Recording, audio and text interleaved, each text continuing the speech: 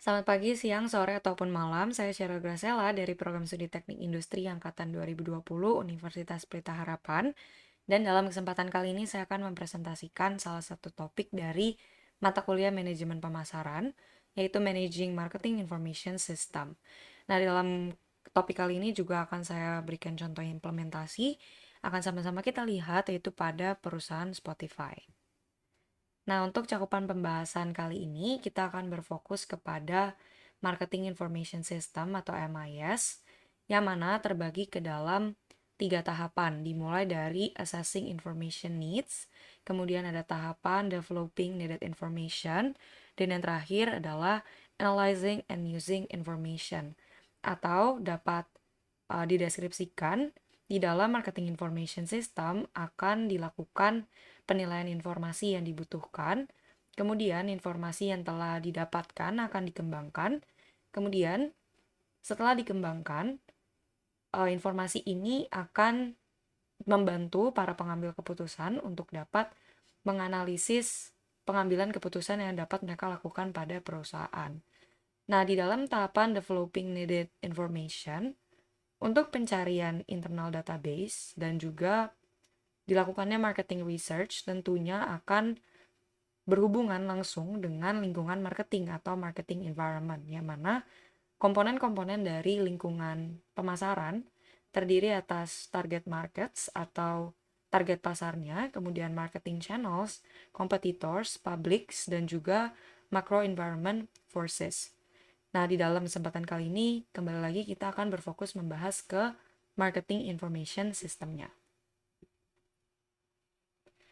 Nah, kita akan mulai dari tahapan assessing information needs, yang mana kegiatan untuk mencari informasi yang dibutuhkan, tidak lain untuk dapat mengetahui apa keinginan pelanggan atau consumer insights.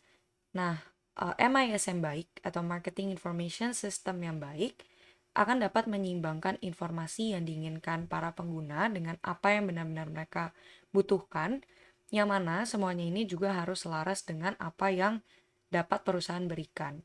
Nah, dalam contoh kali ini kita mengambil di perusahaan Spotify, kita dapat melihat bahwa mereka menggunakan machine learning dan juga AI atau artificial intelligence untuk melakukan atau mengoperasikan marketing information system mereka. Nah, hal ini dilakukan karena melihat kecenderungan konsumen yang akan merasa nyaman dengan adanya fitur-fitur atau playlist yang personalized atau di custom khusus untuk mereka, sehingga mereka akan merasa nyaman untuk mendengarkan lagu-lagu yang memang mereka sukai. Nah, kemudian masuk ke tahapan yang kedua, yaitu developing needed information atau bagaimana kita dapat mengembangkan planning atau rencana-rencana setelah mendapatkan informasi yang memang kita ketahui dibutuhkan untuk dapat menarik perhatian dari konsumen. Nah, yang pertama, di sini mencakup komponen internal databases atau yang merupakan kumpulan informasi konsumen dan juga pasar yang diperoleh dari data dalam jaringan yang dimiliki oleh perusahaan. Nah, di dalam konteks perusahaan Spotify, untuk internal databases dapat dikategorikan user profile termasuk ke dalam database internal mereka, yaitu dapat mencakup nama ataupun gender, usia, dan juga preferensi mereka dalam mendengarkan genre-genre lagu. Nah, kemudian dari sini juga akan diperoleh data mengenai perilaku konsumen atau para pendengar di dalam memilih lagu yang mereka sukai, yaitu salah satunya dapat dilihat dari lagu-lagu yang mereka cari di search engine, dan termasuk juga lagu-lagu apa saja yang mereka lewati untuk tidak dengarkan.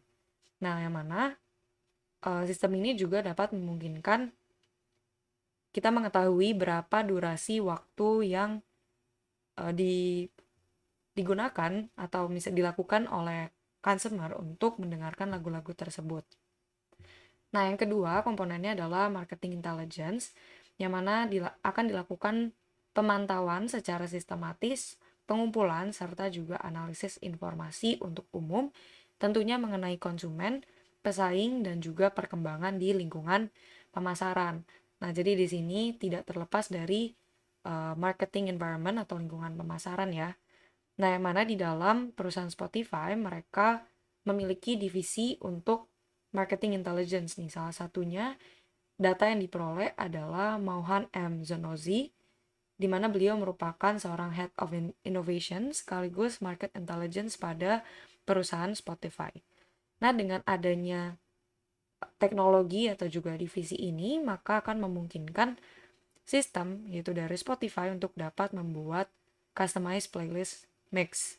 Nah, salah satunya contohnya di sini ada playlist yang dibuat secara custom menyesuaikan dengan mood, yaitu dilihat dari genre lagu-lagunya.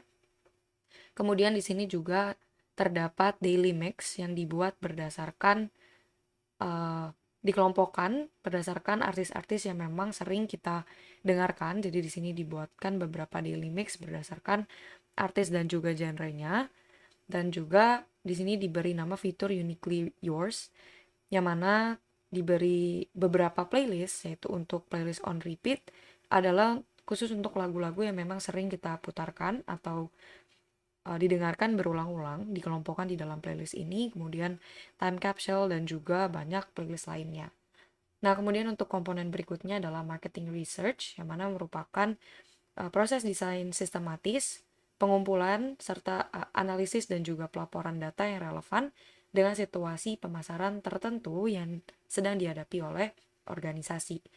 Nah, salah satunya yang dilakukan oleh Spotify, yang mana juga ini sangat relevan, adalah mereka akan memberikan suggestion lagu-lagu yang memang sedang populer atau trending di wilayah tertentu.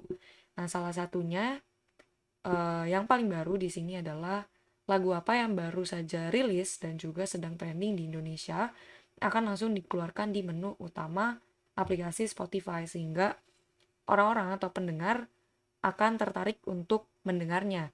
Dan apabila jika lagu ini memang sesuai dengan minat dan juga selera dari konsumen, maka kedepannya Spotify akan dapat melihat algoritma dari lagu-lagu yang kita dengar sehingga dapat kembali mensuggest atau merekomendasikan lagu-lagu lainnya yang juga sesuai. Nah, untuk marketing research sendiri terdiri atas 4 proses. Yang pertama adalah mendefinisikan permasalahan dan juga menentukan objektifnya atau tujuan dari dilakukannya research atau defining the problem and research objectives, yang mana terdapat 3 jenis research, yaitu exploratory research, descriptive research, dan juga causal research.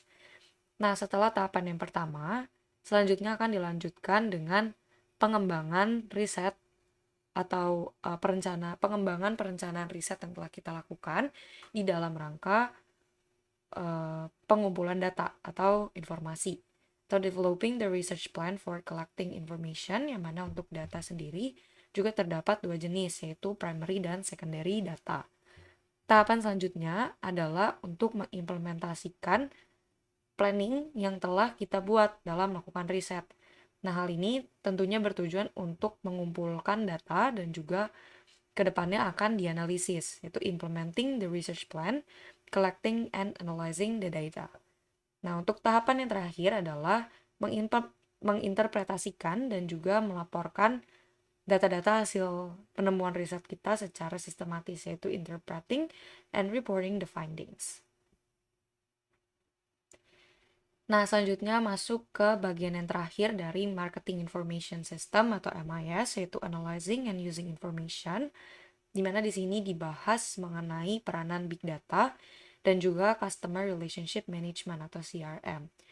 Nah, di dalam bagian ini, kita akan mengelola atau sebagai bagian dari perusahaan akan mengelola informasi detail mengenai pelanggan tentunya, dan juga mengelola titik penting, yang mana titik penting di sini dapat dikatakan sebagai aktivitas-aktivitas yang memang menjadi perhatian bagi konsumen dan dianggap fundamental bagi para pengguna, yang mana informasi ini dikelola dengan tujuan tentunya untuk memaksimalkan loyalitas pelanggan agar tetap dapat menggunakan produk ataupun jasa kita, atau dalam hal ini adalah perusahaan Spotify, sehingga goals dari perusahaan Spotify adalah supaya para pendengarnya dapat tetap menggunakan aplikasi Spotify untuk mendengarkan lagu. Nah, di dalam pembahasan ini juga akan diintegrasikan informasi mengenai penjualan, pelayanan, dan juga marketing, tentunya yang berhubungan dengan pelanggan untuk dapat melihat hubungan secara keseluruhan, yaitu hubungan perusahaan dengan penggunanya atau yang disebut sebagai Customer Relationship Management. Nah, yang dapat kita lihat dari aplikasi Spotify adalah salah satunya mereka meluncurkan program yang diberi nama Spotify Wrap. Nah, program ini atau project ini merupakan salah satu project yang project cross functional yang cukup besar karena melibatkan 7 divisi atau departemen yang berbeda dalam perusahaan. Nah, apa ini Spotify Wrap? Spotify Wrap merupakan project yang diluncurkan oleh Spotify untuk mengumpulkan atau membiarkan kita untuk dapat melihat kegiatan atau algoritma apa saja yang telah kita lakukan selama 1 tahun terakhir, yaitu ini kemarin terjadi di akhir tahun 2022. Jadi dengan adanya fitur ini ataupun event ini, kita dapat melihat contohnya jika kita lihat di sini, siapa artis-artis yang paling sering kita dengarkan di aplikasi Spotify. Di sini mereka akan mengeluarkan 5 artis yang paling kita sering dengarkan lagu-lagunya, yang mana kembali lagi dilihat berdasarkan algoritma kita dalam memilih lagu dan juga genre. Nah, selain artis-artis menunjukkan artis siapa yang paling kita sering dengar, di dalam Spotify Rap ini juga dapat memperlihatkan berapa lama waktu yang kita dengarkan untuk mendengar lagu selama 1 tahun menggunakan aplikasi Spotify, dan lagu apa saja yang paling sering kita putarkan atau paling lama secara durasi, dan masih banyak lagi.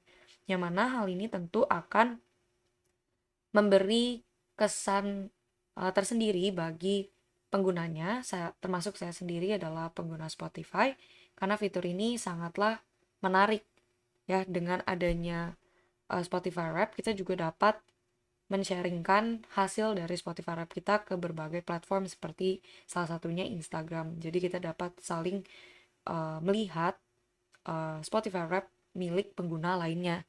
Nah, hal ini secara tidak langsung dapat tentunya membina hubungan antara pengguna dengan aplikasi Spotify, dan tentunya sistem ini atau project ini tidak akan dapat berjalan tanpa adanya pengelolaan yang baik dari big data. Nah, ini adalah referensi yang saya gunakan untuk menyusun materi presentasi kali ini, mengambil dari buku dan juga beberapa jurnal serta artikel. Dan demikianlah presentasi yang dapat saya berikan untuk topik kali ini. Mohon maaf jika masih terdapat informasi atau kata-kata yang kurang tepat selama penyampaian presentasi saya. Atas waktu dan perhatiannya saya ucapkan terima kasih.